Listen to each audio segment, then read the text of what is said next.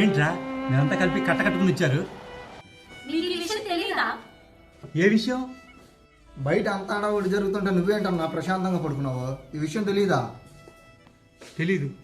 ఏం జరుగుతుంది? జనవరి 3, 4 తారీఖున ఏం గుర్తురాట్లేదు నీకు? మన ఆంధ్రప్రదేశ్లో ఎక్కడా జరగదు, మన బందర్లో జరుగుతుంది. అది కూడా తెలీదా నీకు? అన్నా నీకు నిజంగా గుర్తులేదా? నువ్వు బందరోడేనా? యూత్ ఫెస్టివల్ ఎంత గ్రాండ్ గా జరుగుతుందో తెలియదు మీకు?